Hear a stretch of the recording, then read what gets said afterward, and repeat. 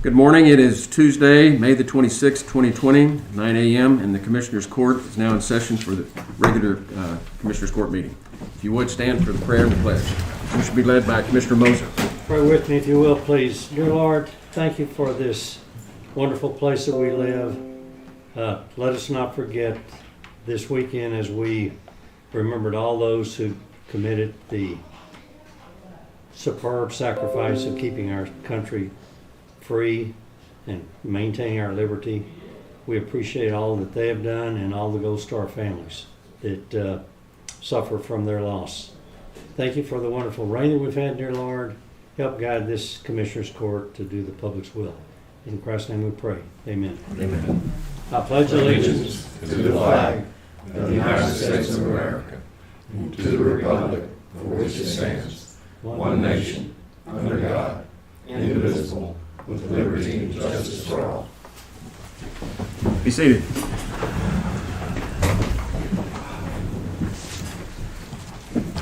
Reminder about the cell phones. This cell phone is on. If anybody wants to call in for Commissioners Court or for input today, the number is 830-792-6161. Okay, this is next part of the agenda is for public input. We've got a courtroom. Looks like we've got about 2, 4, 7, 8, 9 people here. I don't think we have anybody here in person, but if there's anybody who does want to offer any public comment, if you would call in the number I just gave you and limit it to 3 minutes, and we'll be happy to listen. Next is Commissioner's comments. We'll start with Commissioner 1. A lot of rain, that's been nice. We had a good turnout under the circumstances, the threat of rain and the social distancing for yesterday's event for Memorial Day. So that's all I have to report. Good. How did I follow on with yesterday's event? I think there were probably about 50 people there. Marty and Jenna did a great job organizing. Harley did a great job of being MC for the thing. The speaker yesterday was in its own. It's recorded, so people can go to the county website through Commissioners and see that. The lady that spoke was Colonel from the Army Logistics. Did a fantastic job. What she reminded everybody of is that there have been 1 million people that have dedicated their life to our liberty and freedom, and she gave a few examples and just reminding that was just one out of 1 million in the 2 or 3 that she cited. The other thing she mentioned was, I thought was very interesting, is she said that there are threats to our liberty today, but that's for a different discussion later on. So she didn't go there, but she was just saying there's some other challenges. But anyway, I would encourage everybody to watch that video. It's she was extremely good. That's all I have. Good. Okay. 3. Couple things. Rains were nice. Eastern part of the county ended up anywhere from kind of 2 to 4 inches, right. Somewhere in that range, which was good. The wind was a little bit excessive, especially from Center Point to Comfort. A lot of damage. I spent most of yesterday trying to figure out how to live without electricity. We were out for 18 hours with 2 teenage boys and 2 teenage friends and no cell phones, so and no internet. So it was a bit of a challenge for them. They were going crazy. Interesting. I'll make a comment just because I was annoyed at Bandera Electric yesterday because they keep upgrading the system and it keeps getting worse. We are getting, and not just us, our personal family, but Eastern Kerr County is having more and more outages from Bandera Electric, and they keep upgrading everything they say, and it's getting worse from a standpoint of outage. I don't know if they're centralizing too much or what they're doing, but I plan to have some communication with their president in the next week or so because it seems to be going the other direction, getting better, not worse. And other thing, on baseball side, the Kerr Little League is planning to do a short season. They're going to start practices June 1. Games around the 15th as per the governor's guidelines. Looks like there's quite a bit of interest. We're one of the few leagues that's going to try to do that in the Hill Country. We have a lot of people from other counties wanting to play here, and I believe the policy is going to end up being no. Kerr County, from kids from Center Point and Ingram will be welcome, but beyond that, no. That's about it. That's June 15th, isn't it? June 15th when the games start. And we're still sort of going through numbers, seeing who really wants to play. It's kind of restarting the season in a week that takes about 2 months to get going. So it's kind of trying to figure out how it's all going to actually operate, but trying to do something for the kids. Good. All right. Again, the rain was nice for us out west. Hopefully we'll get a little bit more this week. Good news for the hunt people. The recycling trailer will be going back out there this week. I believe Shane's planning on taking either this today or tomorrow, but it's back on schedule the last week of the month. I went out to Crider's. They have a Catfish Friday. There's a lot of people out there, and it's very good out, out on the open and fresh air and what have you. I understand they opened up the rodeo and dance this last Saturday. It's kind of tradition. It runs from Memorial Day weekend through Labor Day weekend, and it's over 90-year tradition. So all's well. Hopefully getting back to normal a little bit. That's it. Good. I got a couple of things to report. One is on the census. I got a call from Billy Horton, and they're starting what they call the Update Leave program. And that's for the census will be looking for people who have PO mailboxes or rural route numbers that they can't actually get to the house. And they'll be taping the census forms to the gates. Let everybody know that they're going to be out, just letting the public know that they're starting that. So if you live out in the rural part of the county, expect people to start putting stuff on your gates. And the other thing is, I had a lot of interest in the volunteer fire departments. I'm trying to schedule a workshop so we can sit down and talk about how ESDs work, and we can also talk about mandated and non-mandated functions for the county. So those are the two things that I have to report. So there will be nothing else. Let's move on to the agenda. Item 1.1. Consider, discuss, and take appropriate action regarding the update, facility use, and other matters related to COVID-19. Doug Thomas. Morning, Judge. Morning, Commissioners. Y'all have your report in front of you. Should be for week number 11, situation report number 11. I'm not going to go through the entire document. A lot of it is information that we've had in the past. So the information, most of the information you have there at the top is what has been put on there for today. Some of it is the numbers are a little bit incorrect.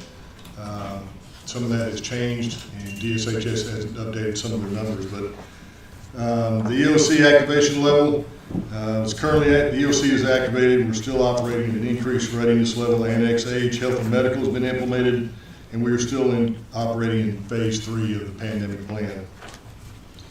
The current situation over the weekend, Kerr County received 5 COVID-19 results, positive cases. 1 transmission was, that should say transmission was unknown, and 4 have been through close contact.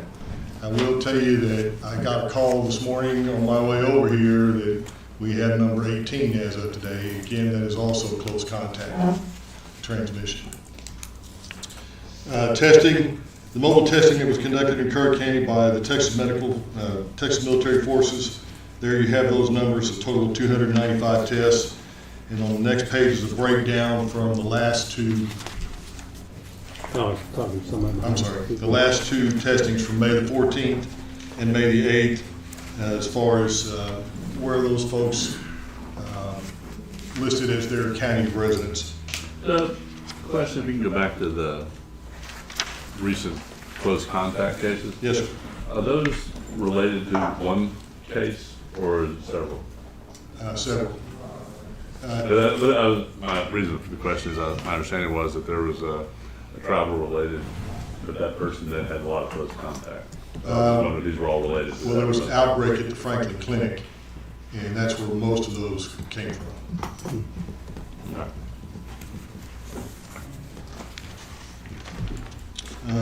So there, again, you have the breakdown of the numbers for the last two Texas Military Forces testing that was done at the Hill Country Youth Event Center as well as the Kroc Center.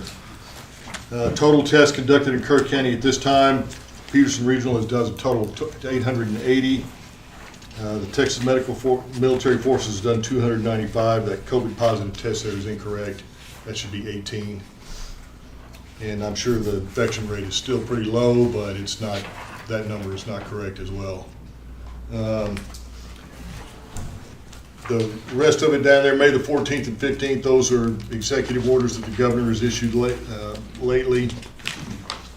If you'll go back to the two more pages back, COVID-19 continues to spread according to the CDC and DSHS, and community spread is still active in Texas, and obviously it's active here in Kirk County.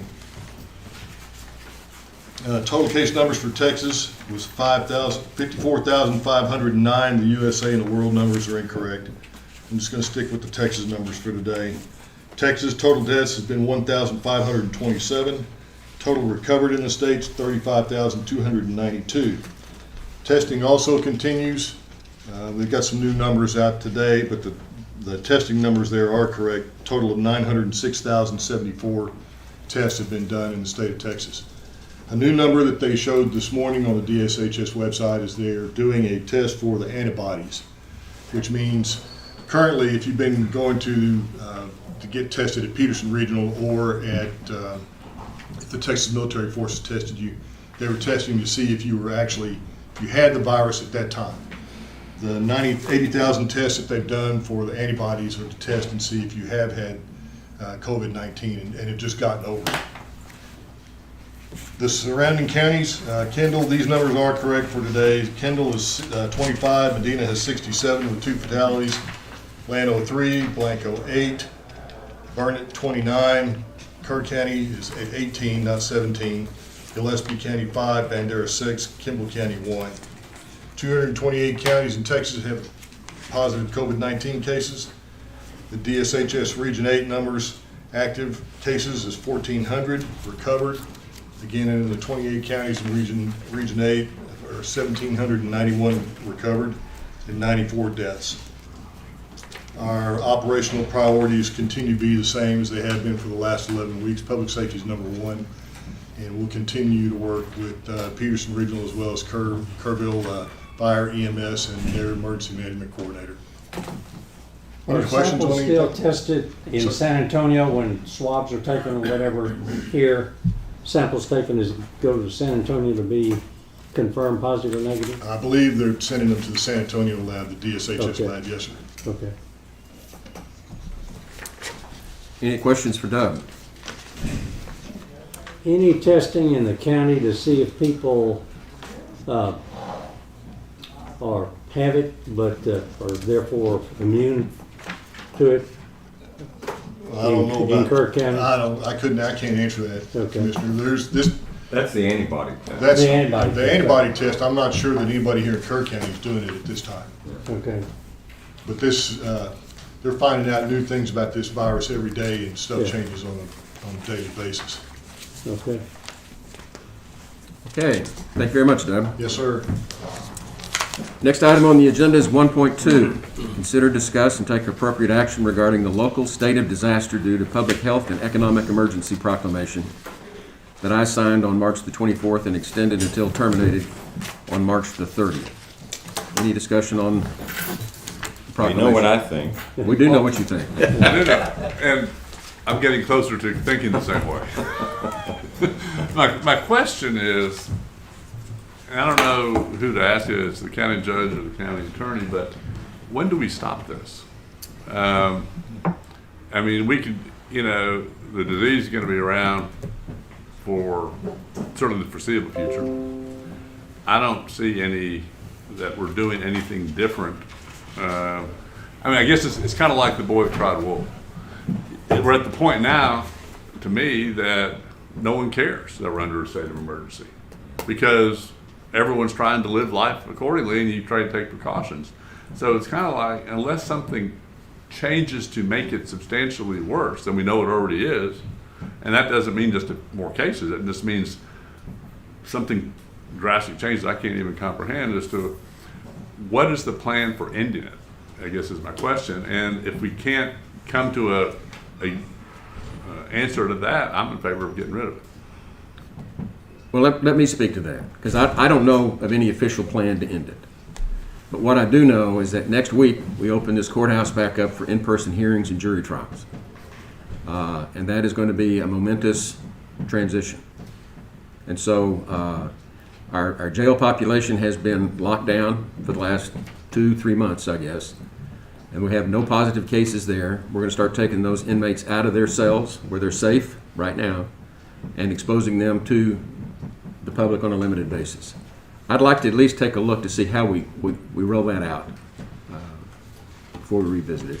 I understand where everybody's coming from, but the courthouse has got a big step to make. And I'd like to get that behind us. Let's see how we're doing. And I'd like, stay in touch with the sheriff to see how our jail's doing. We've done great so far. We just need to make sure we keep it that way. I guess the question would be, courthouse opening up, the jail doing what it needs to do, are they doing anything different because of the emergency declaration? I mean, the sheriff's gonna do what he's gonna do, whether it's emergency declaration or not. Courthouse, we've already got the policy of what's gonna be taking place in the courthouse. So it doesn't matter whether we have emergency declaration or not, correct? I don't know. Yeah. The main thing I see is, as far as it being an asset, a tool in our tool chest, is if we need to have a quick meeting for something broke, that we need to have a quick meeting. Takes us 2 hours to have a meeting. Right. We can do that, Three. whether, 3 hours, excuse me. 3 hours whether we have a declaration. The only thing I can mention is, I don't think we need it, is the revenue limit. We can not have to adhere to the 3.5% if we're in a state of emergency declaration. Of course, we can always revert back to emergency declaration if we think Right. we need it. So I don't see any real benefit in having the emergency declaration. I think it probably causes people perhaps some concern that they don't need to have a concern over.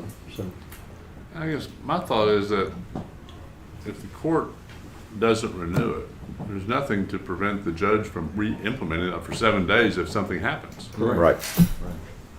And I don't think anybody's going to do anything differently, whether this remains in place or not. Everyone by this point, and this is what I tried to say at the last meeting, there's probably not a soul left on the planet that doesn't understand what the process is. This doesn't change anything for anybody's behavior or anything else. It would just be, and I can't think, and I've thought about it, any kind of scenario by which we'd have some emergency crisis meeting that we haven't already seen. I think Dub mentioned that they're still learning. That's the people that are analyzing things under a microscope. But as far as day-to-day process and how we behave and what we do, we're not learning anything new about that. Yep. in Agreed. perception is everything. And people are beginning to get concerned about freedom over fear, okay? And I think that's just a simple term. And some people probably look at an emergency declaration, even though it's really not. It looks like a controlling mechanism when that's not the case at all. So No. it's just a perception thing, so which would be a negative perception.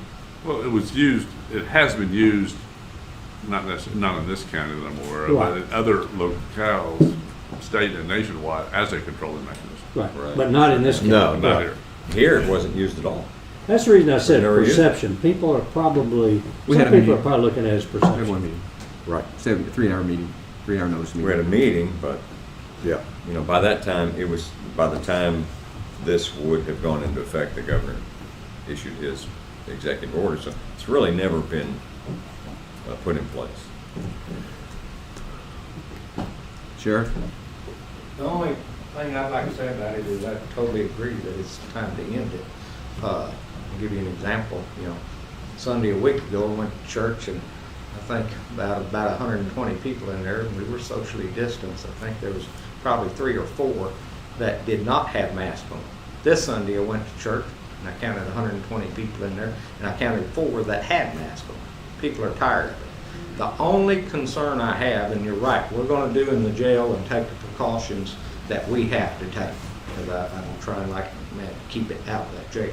But the only concern that I have not heard an answer to is, if you do not have it in effect, is there any way that it could affect us getting reimbursed for some of the costs that we could have? Because if we do, I've got probably close to $8,000-10,000 in costs right now, and that's without having it in the jail.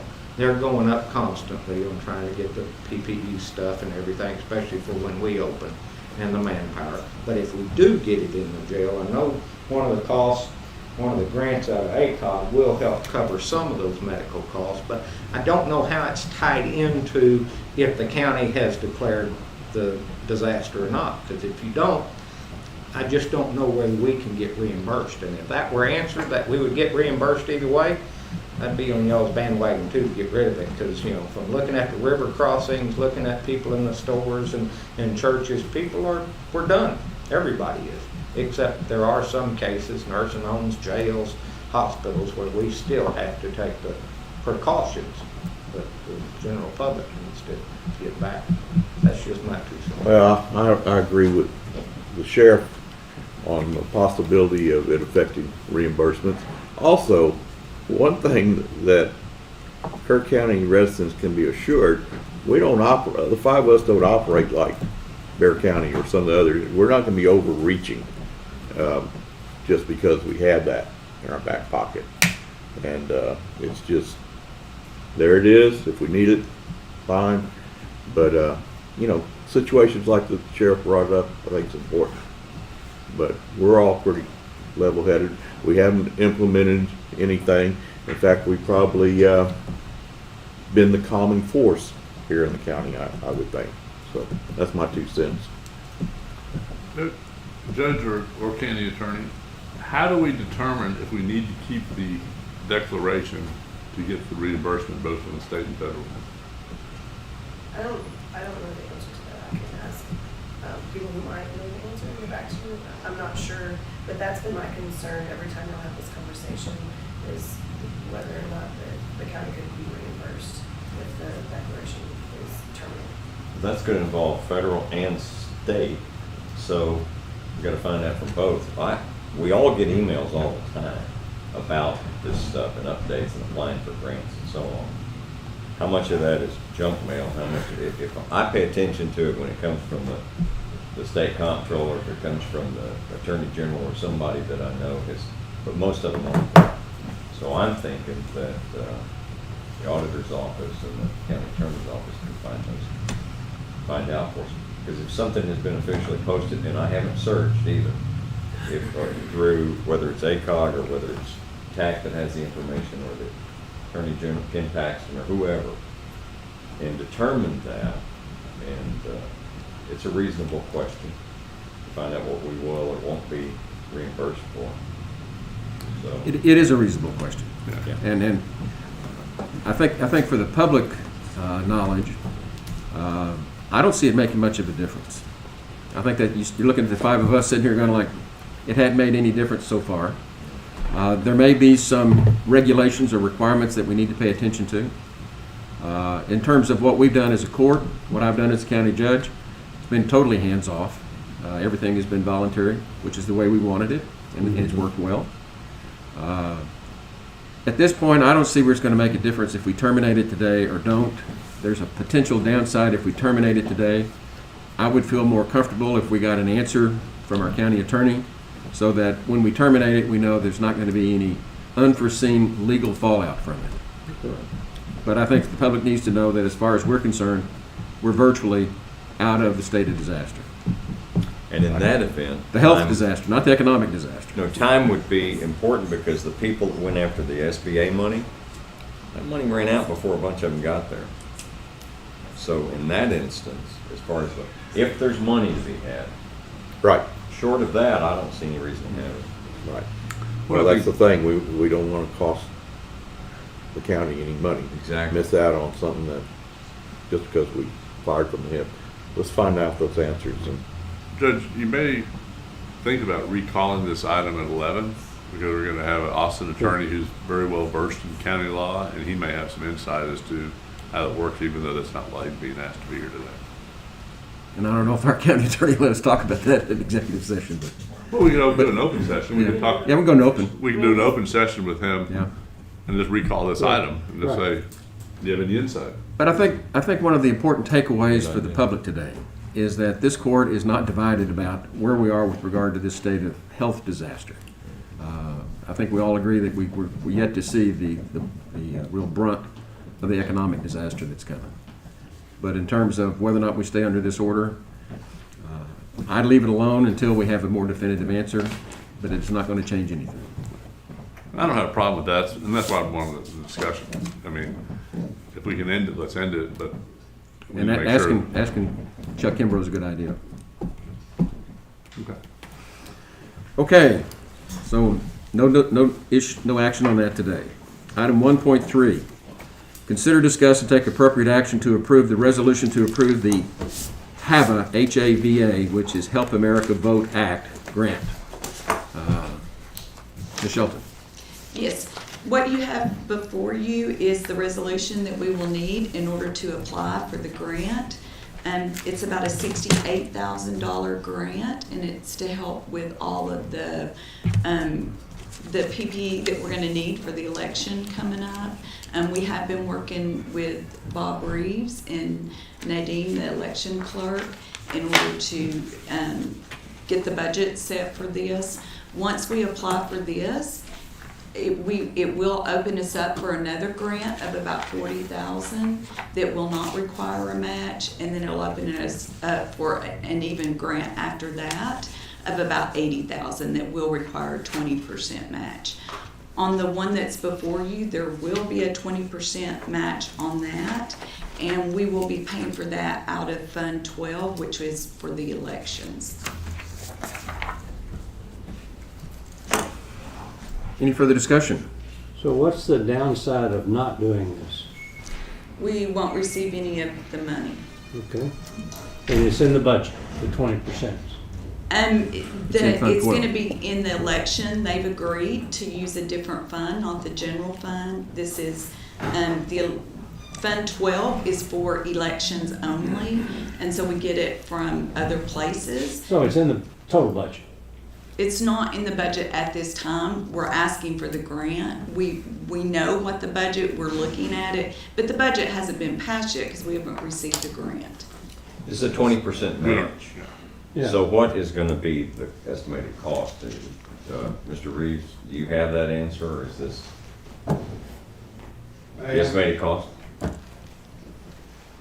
We're still working on the total amount. This is what the state has allocated us.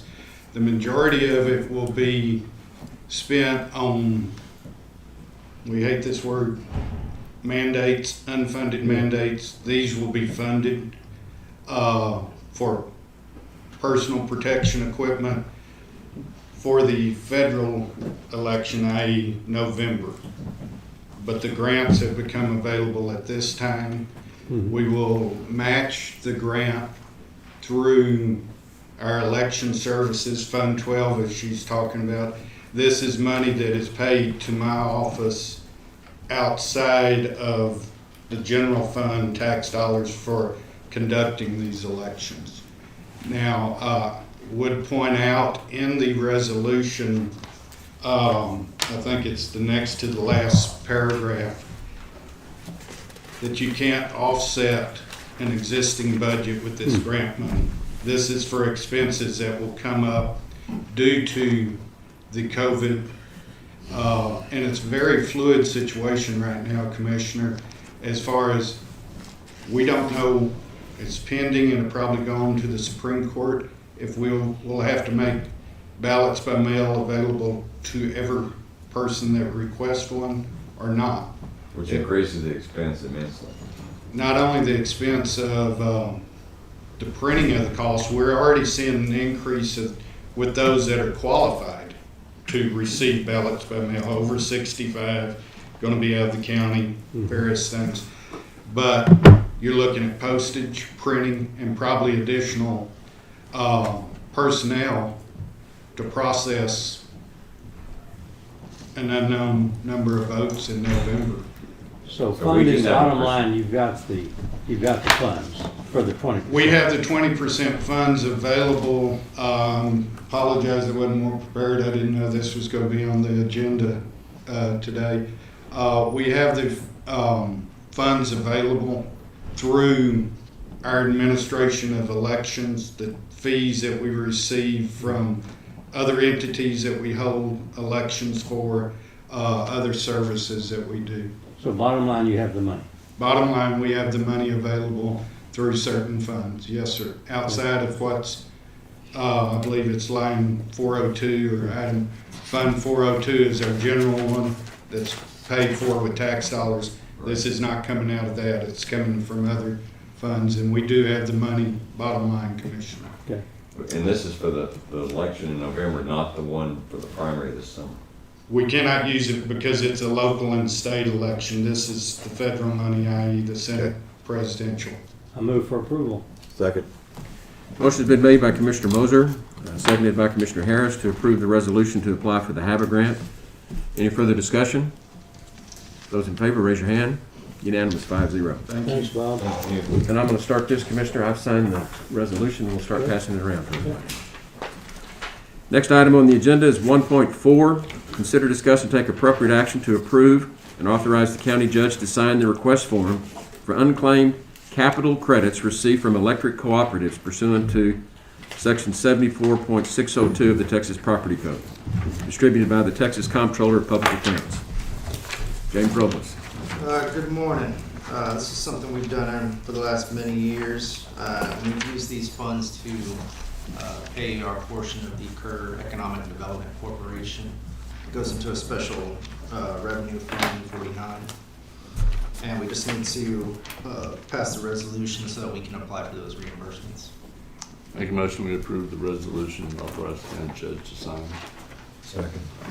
Motion's been made by Commissioner Letts, seconded by Commissioner Ballou to approve after applying for the electric cooperative capital credit funds. Any further discussion? Those in favor, raise your hand. Unanimous, 5-0. Next item on the agenda is 1.5. Consider, discuss, and take appropriate action to approve the renewal of the TAC, Texas Association of Counties, HEBP, Health and Employee Benefits Pool Medical and Dental Plan for FY 2021 for employees and retirees. Ms. Doss. Good morning. Up for your consideration is the renewal. There's very good news this year. Our claims have been down, so the medical portion there is a 2% decrease. And the dental, there's a slight increase of about 5%. But total dollars that we're speaking of, if we use the current selection rates of people's, what they're claiming, is about $66,868. If we don't change anything. If the employee portion remains the same and the savings go to the county, we're saving just under $67,000. That's good news. Yeah. I make a motion that we approve the renewal. Second. Motion's been made by Commissioner Letts, seconded by Commissioner Harris to approve the renewal of the TAC HEBP medical and dental plans for FY 2021. Any further discussion? Those in favor, raise your hand. Unanimous, 5-0. Yes, sir. No, just a quick comment on that. I think this is one of the topics that we need to look at next year from a standpoint of the benefit package. I visited with the auditor a little bit about this, and it was also to the longevity we're looking at. After we get the salary survey, which we've deferred until next year, I think we need to look at our whole benefit package, longevity policy, everything all at once. And this is when, some of the costs that employees pay versus salaries, things of that nature. So I just brought it up as something we need to look at, I think, again next year, a lot closer. Okay, very good. Next item on the agenda is 1.6. Consider. 9:30. Let's just finish 1.6. Okay. Let's consider, discuss, and take appropriate action to approve the contract with Castle Lake Volunteer Fire Department.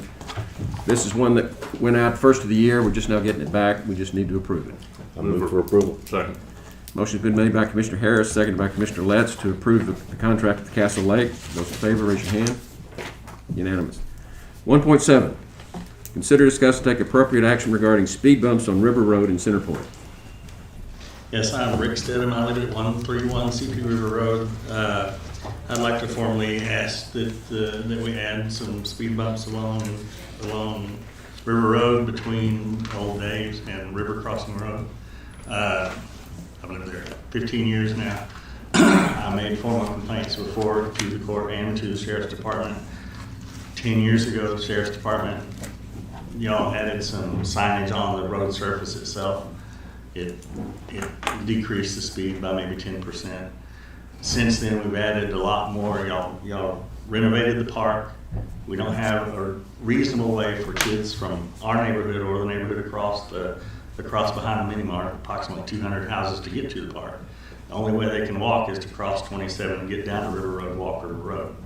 We have 60 to 80 mile an hour traffic on the road. It's crazy how fast the people go on it. It's the cutoff that everybody uses to go from 173 to 27 trucks and cars to cut off to go to San Antonio. That adds traffic. We'd like to use the speed bumps or signage or something to kind of reduce those and maybe not just slow them down, but maybe discourage them from using that road cut off at Sutherland, maybe and run to the highway for the trucks that normally come through our street. Like I said, y'all spend a lot of money on the park and the kids don't have a good way to get there. Bicycle path runs through there for every race y'all do that's done in the county, and then the Tuesday bicyclists go through the same route trying to get around the highway traffic. We have 6 VRBOs that have been added since the signage was put on the road that are full for the whole year now. That there's kids in every one of those. And there's 3 additional VRBOs going to be added in the next 6 months. Personally, I have 20 kids every weekend in my place that have to cross the road and run the road. It's just, we worry about it all the time. What I would like to see is we can stick with the signage that's there, but then add an additional speed bump. I'd like to see one at kind of right by my house, actually. But anyway, the sign is at Harless Street. There's a stop sign there, and then it's a little over a quarter of a mile before you get to Crossing Street. There's no control between those two. I'd like to see 3 controls. There's an absence. Originally it looked like there was a plan for streets along there every block, and it skips 4 blocks. We could use 4 along there, and I think it might do what I'm asking you to do. If we look at this compared to the traffic, the speed, and the number of people compared to Riviera Boulevard, that y'all spend a lot of money on also, I would think that we would be at least 4 or 5 times the traffic on kids, and traffic is what that road is. One thing that Rick and Carl Bueller and Charlie and I have talked about this over the last month or so, I think. Traffic has increased on Center Point River Road for a lot of reasons. The RV park down by Breeze Crossing is really booming, okay? It is. A lot of stuff there. People are using the Lions Park in Center Point a lot more. I think more development near your home there on the river. Some vacation rental properties there that are very nice. So I don't know, I'd like to have Charlie, if he would, talk about speed bumps. I think that's been the issue. Was that the right answer? The constable has been made aware. I think he's been out there, but probably not to the extent that it's really slowing traffic down. No. And Rick sees that more than anybody. But Charlie, why don't you talk about speed bumps? If you will. We have some in the county that were set about 2 years ago.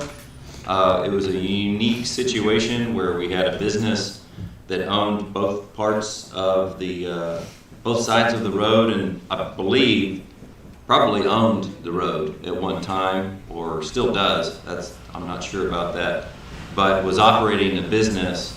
The and having to cross the road with forklifts and things like that on a daily basis. They're running a landscape business there, and their buildings and structures were right adjacent to the edge of the road. There wasn't a ditch area, there wasn't a lot of shoulder. Well, there's virtually no shoulder. So you maybe have a forklift that's coming out of one building, crossing the road, going to the other. So there was some site visibility issues that we were concerned about, that we felt like the speed bumps would address that. There was also an intersection with some site visibility issues. So it was a special circumstance for those speed bumps, and I believe that the court made note of that. You can go back and review the minutes, but they wanted to be careful that we weren't setting some kind of a precedent in the future for speed bumps to just go up. What does the state say about speed bumps for speed control? Does it address that at all? I haven't seen the state address it as much as I've seen municipalities, cities maybe have a section in their traffic control where they talk about the use of speed bumps for speed control. I can answer that. Okay. I have a folder here that addresses all kinds of traffic issues. Most of the questions come up because of Center Point River Road. And one of the opinions that I have in my little arsenal here relates to speed bumps, because this has been asked before related to this particular road during, it was several years ago, it may have just been a handful of years ago, but the Attorney General's opinion about placing speed bumps on the county road is that a county may install a speed bump on a county road if it has received permission to do so from the Texas Department of Transportation, because that device, the manual that put out by the Department of Transportation does not contain standards or guidelines regarding the speed bumps, so the county would need to get permission to do that. So the county Would need to get permission from permission. TxDOT to do that. Okay. I forgot about that. Okay. There's something I want to mention, and that is that we now have that mobile sign that tells people the rate of speed at which they're traveling, or tells them children are playing, or however we want, whatever message we want to put on it. So we might want in the interim to use that sign there and have a message on it saying children are in play, slow down. I think everybody that's going 60 miles an hour on the road realizes it's a 30-mile-an-hour road next to you. Well, there is you can also gauge their speed, tell them how fast, but the message about children tends to get people's attention. A sign that flashes that, as opposed to a side of the road sign. So you're not going to get your speed bumps today, you're not going to get them tomorrow. We can get that thing out there within 24 hours. It would be handy. And I'll defer to Charlie and Kelly a lot of this. I know there's been a feeling of not using speed bumps overall in the county. And I'd be interested if Charlie and or Kelly can come up with other alternatives on that road. It's a really dangerous road. A lot of traffic, additional stop signs, possibly. I don't know. I mean, I agree that there's a problem, and if speed bumps is the best answer, maybe that's it. But I like to make sure that it's the best thing to try to control the speed. Another thing, and I'm not familiar with the road, but as you're coming from the river crossing, Brinks crossing, the first road that you hit, and I can't remember the name of it, right by Dave's place. Well, it used to be Dave's place, Yeah. but Yeah. is there a way to encourage the traffic, the people that use that road, to use that as an access, maybe upgrade that road as the access to 27, so that people get off of River Road quicker? Sutherland works best for that. Yeah, well, I know, but Sutherland's I agree, but Sutherland's also, this the way it runs, it's not an easy cutoff. I mean, I'm trying to figure out if you can get people to get over to 27 sooner, and Sutherland would be great, but Sutherland's a long road. I mean, when you get into Center Point, it's just a real quick little one-block jog. If there's a way to get some of the traffic to turn off River Road sooner, something along that lines. Well, I think people at the RV park and French Crossing know about Sutherland Road, and it's a lot better to go that way. But and I think Rick would speak to this, I think probably some people on Center Point River Road going down toward Lions Park are going to the post office. So that's their shortest route, is go down Center Point River Road crossing the river at Lions Park in Center Point, and then to the whatever they're going to in Center Point, whether it's the post office or whatever. Okay, but there's more traffic in there. So I think that your suggestion is good. I'll let Charlie and Kelly see if they can't work with Rick and Carl Jeter and see if there's some other options that we might look at. Because I think and I agree with you, Commissioners, I think we haven't had any speed bumps for speed control in the county. So I think if we do this, okay, it may be the right thing to do, but I think we have to recognize there will be a lot of requests for the same type of thing throughout the county.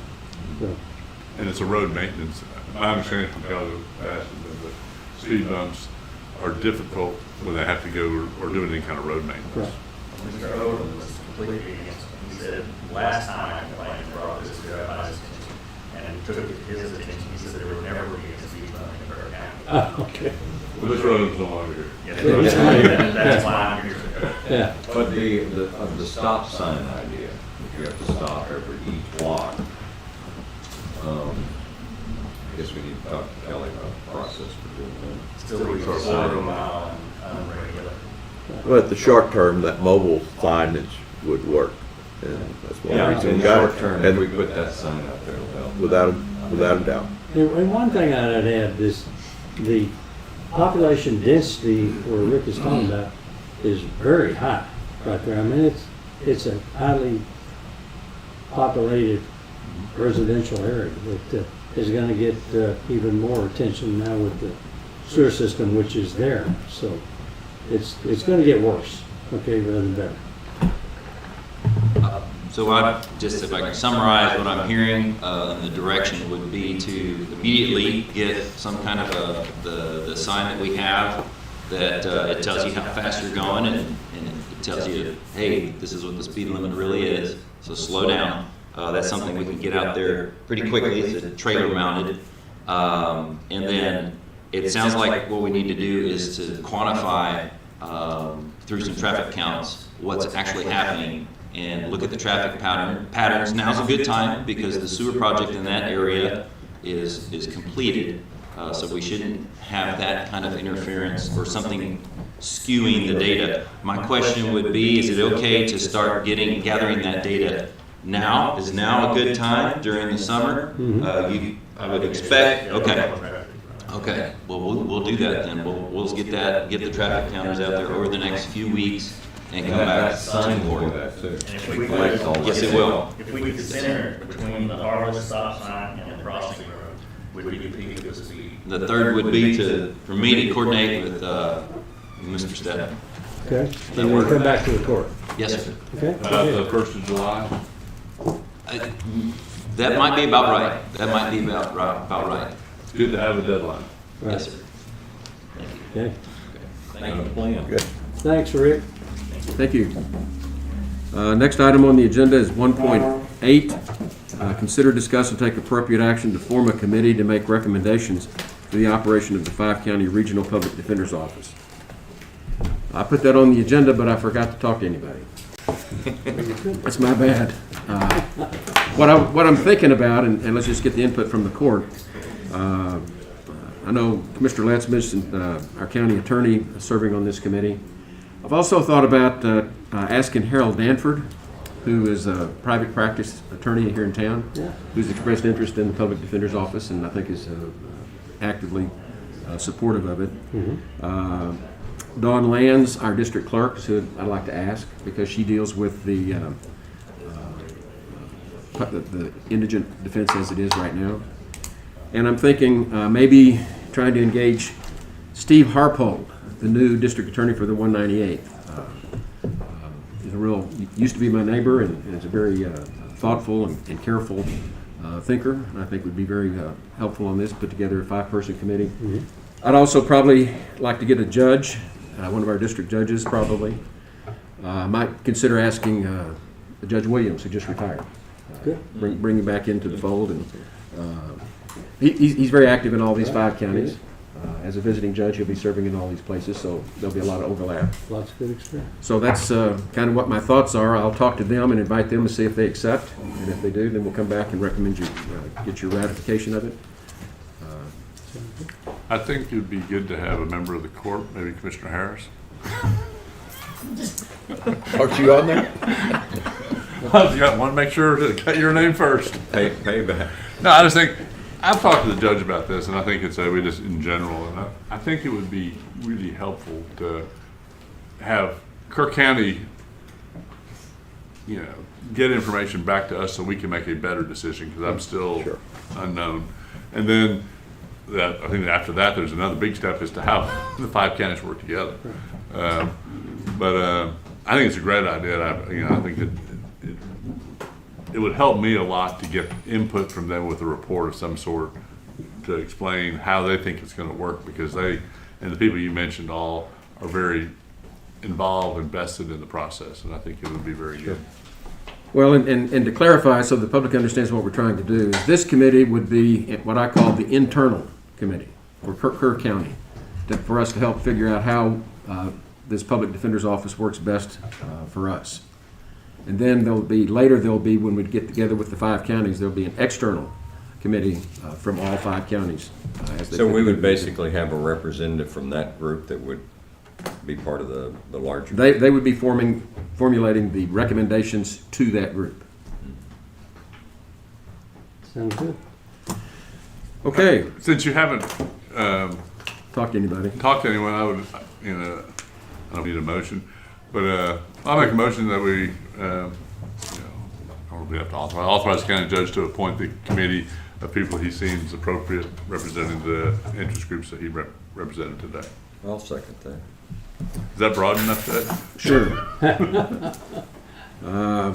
Motion's been made by Commissioner Letts, seconded by Commissioner Ballou, for the county judge to appoint this committee we've just talked about. The public now knows who we're trying to get involved, and they'll probably learn about their invitation before I even get a call into them. But, they're watching now. any other discussion? Those in favor, raise your hand. Unanimous 5-0. Phone hadn't rang, so. Next item on the agenda is 1.9, consider, discuss, and take appropriate action on the request from the State Office of Administrative Hearings, or what we call SOA, to continue using the Commissioner's Courtroom once a month for their ALR, which is Administrative License Revocation Hearings. They've contacted us. They've been doing it for forever. Now that we're coming out of this coronavirus crisis, they'd like to be able to start scheduling their hearings again after we open the courthouse up for in-person hearings. I move for approval. Second. Okay, motion's been made by Commissioner Ballou, seconded by Commissioner Harris, to approve the request from SOA to continue using Commissioner's Courtroom once a month for their ALR hearings. Any further discussion? Okay, those in favor, raise your hand. Unanimous 5-0. Okay, the next item on the agendas are all timed items at 10 o'clock, so we will stand in recess until 10 o'clock.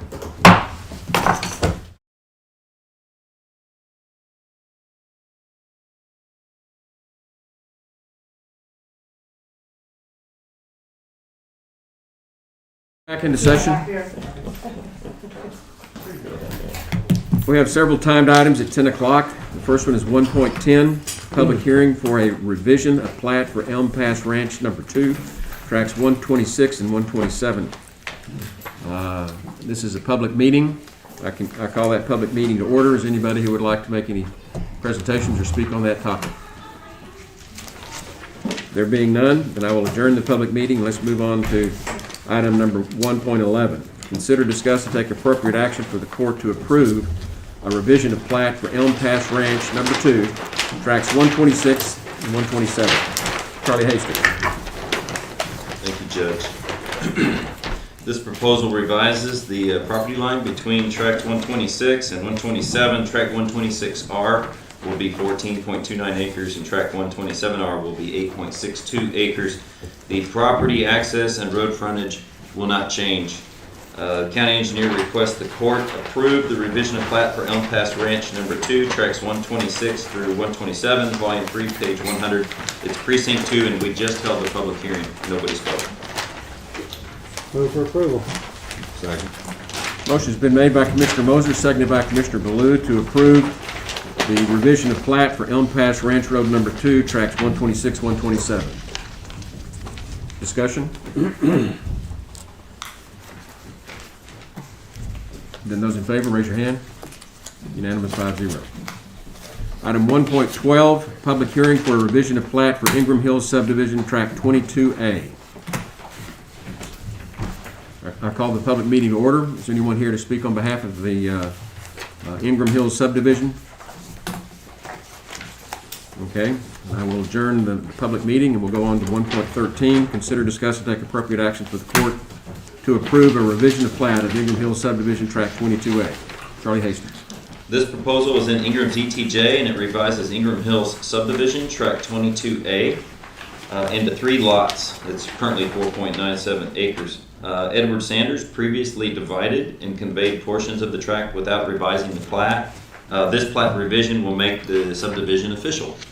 Lot 22RA will be 1 acre, will front Ingram Hills Road with a little over 128 feet of frontage. Lot 22RR will be 1 acre, will front Ingram Hills Road with 146 feet of frontage, almost 150, which is the minimum.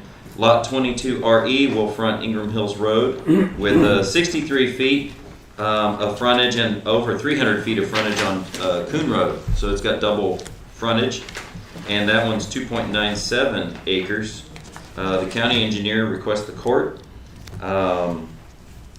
adopt this revision of plat for Ingram Hills subdivision, tract 22A, volume 5, page 152, precinct 4. I move for approval. Second. Motion's been made by Commissioner Harris, seconded by Commissioner Baloo to approve the revision of plat for Ingram Hills subdivision. Any discussion? Those in favor, raise your hand. 5-0 unanimous. Okay, at this time, the court's going to go back to item 1.2 that we discussed earlier. We have our outside counsel with us today, Mr. Chuck Kimbrough.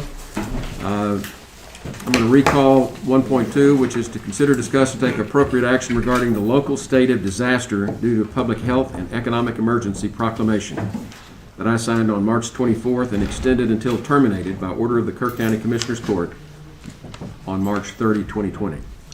Mr. Kimbrough. May it please the court.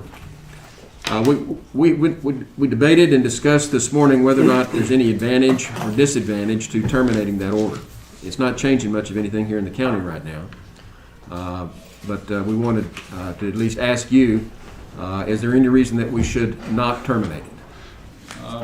Discretion is the call, but the largest or the most important reason would be if the county is currently or participating or desiring to participate in a federal or state grant program based on the pandemic.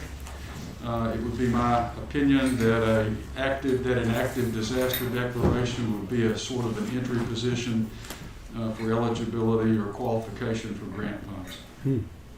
Kind of what we thought. Yep, exactly what we thought, but now we got to confirm. So really, So that's a requirement? It's my opinion, yes, sir. I haven't looked at it. We don't know for sure if it's a requirement. It's You're just my- saying better to be safe than sorry. Yes, sir. That's the reason one of the reasons for the governor's executive order of disaster declarations is to make the federal money Sure. available. Sure. It will make plenty of sense to keep it going for that reason if you're interested in participating in the programs for the money. So a statewide won't cover counties, each county has to do it individually? Typically, yes, sir. That's the way it has been in my experience with a natural disaster such as a hurricane or a flood. Is there I guess this, yeah, anyway, or you just answered that. Basically, the process is local, then the state, then the Fed.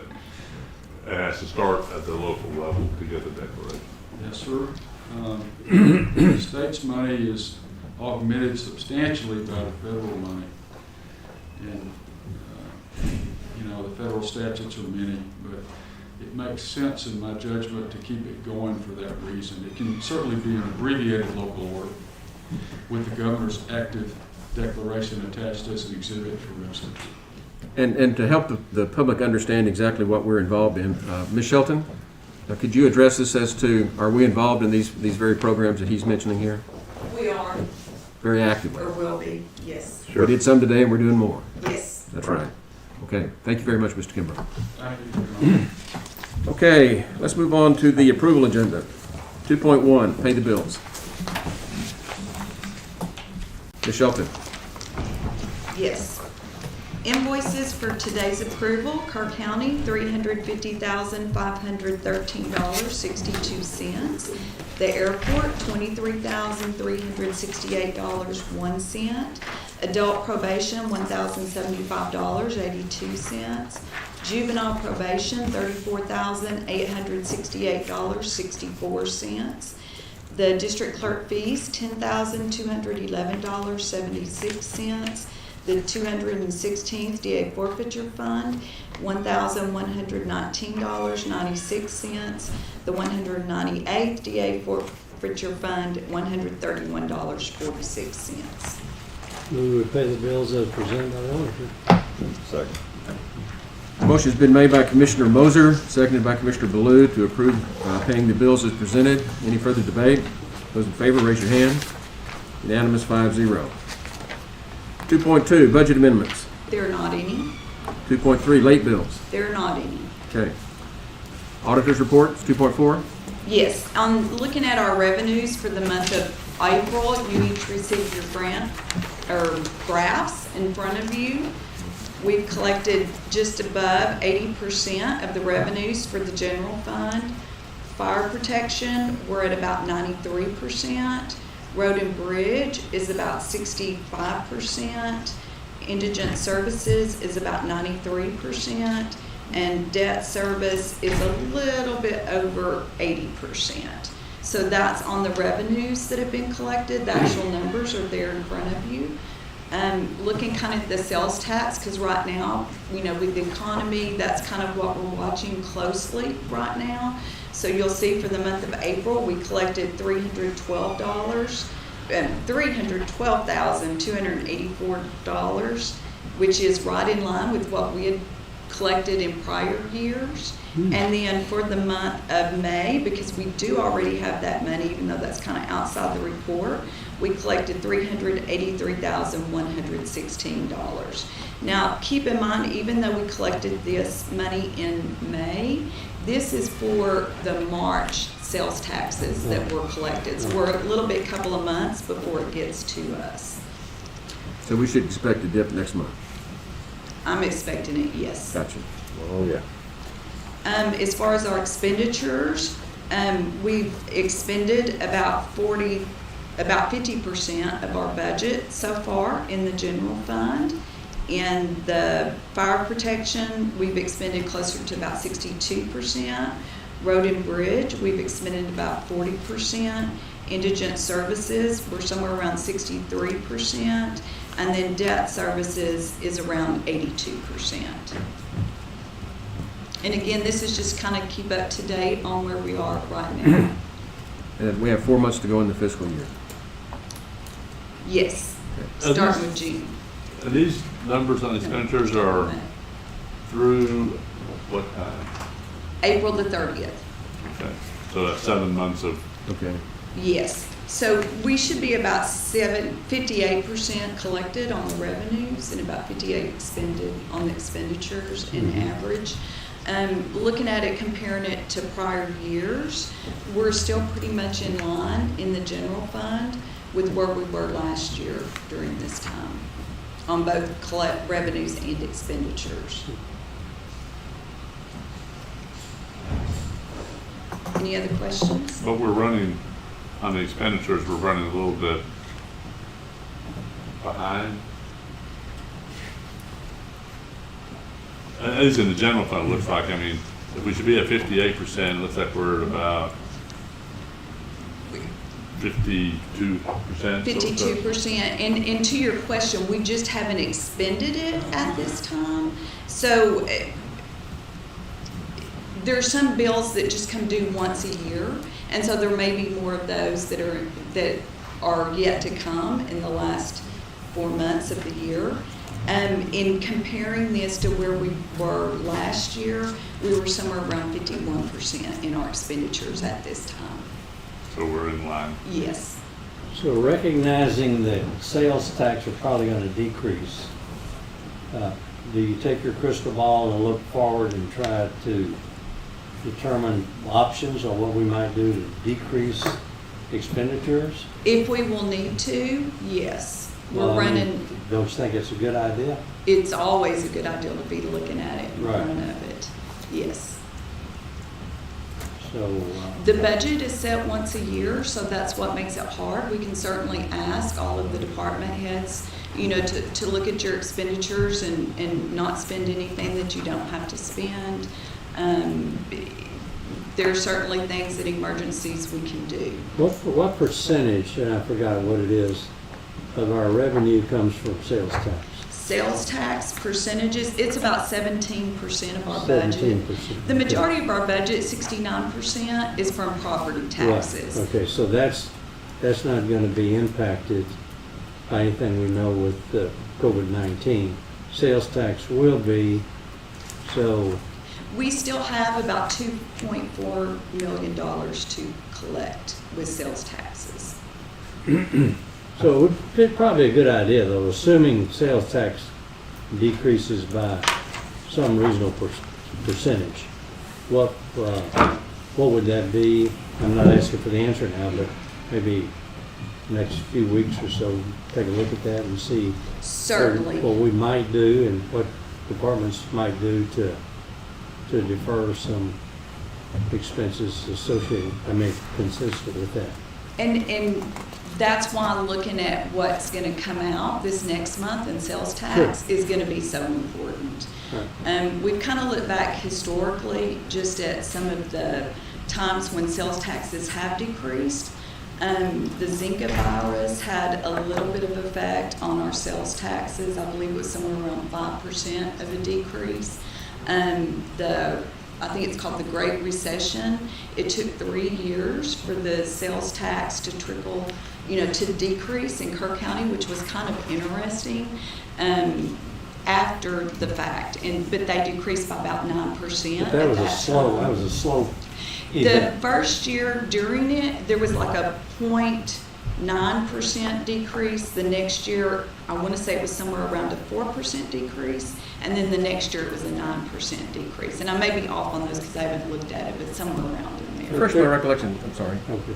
What do you call the Great Recession?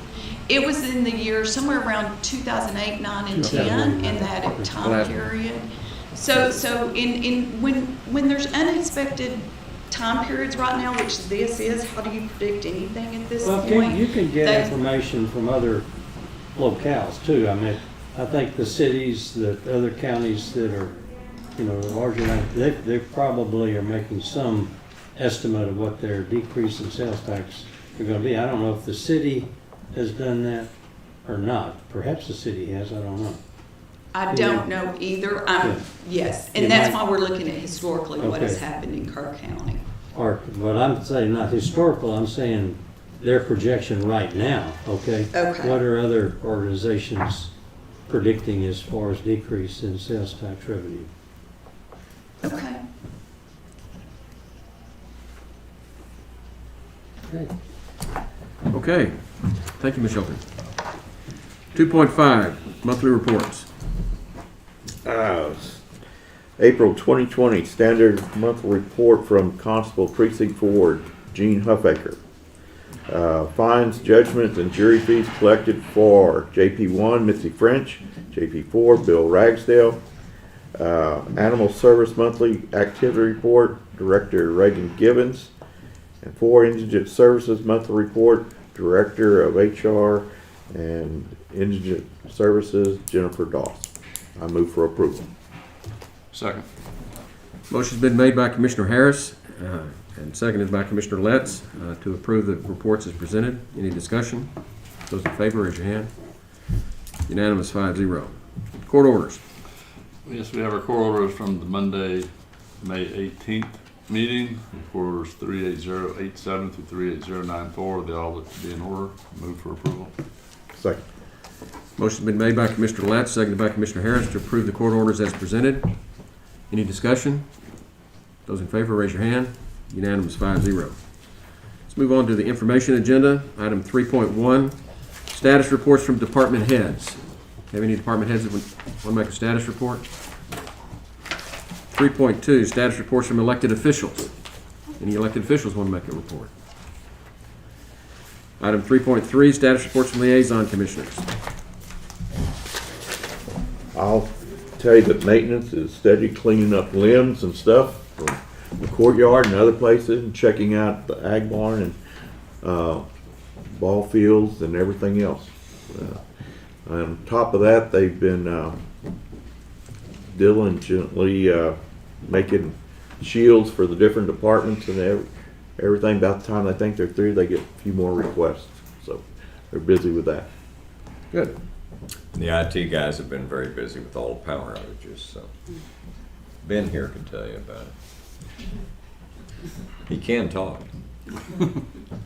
They don't know that.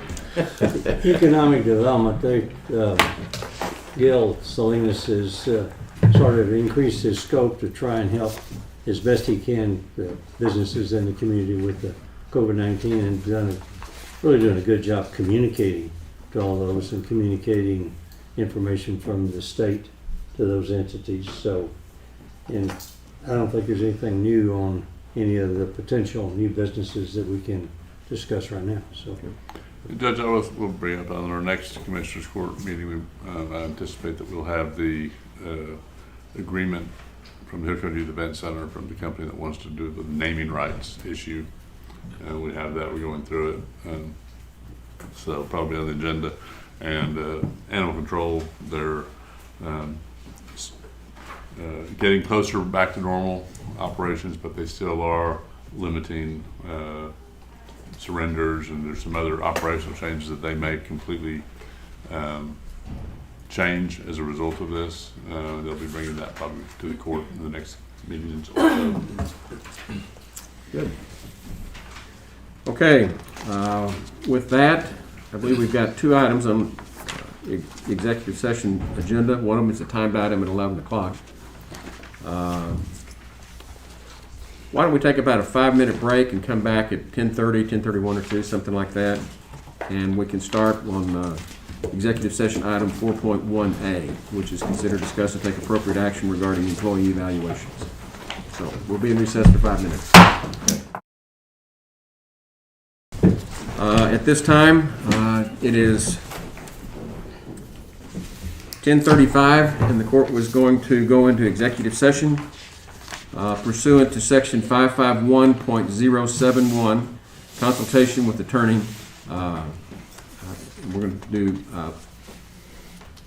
subparagraph A, consider, discuss, and take appropriate action regarding employee evaluations. And that will be an executive session at this time.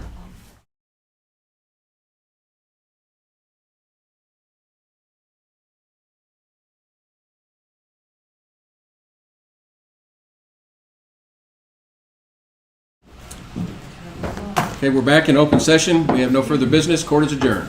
That's all we got to say. I made it clean.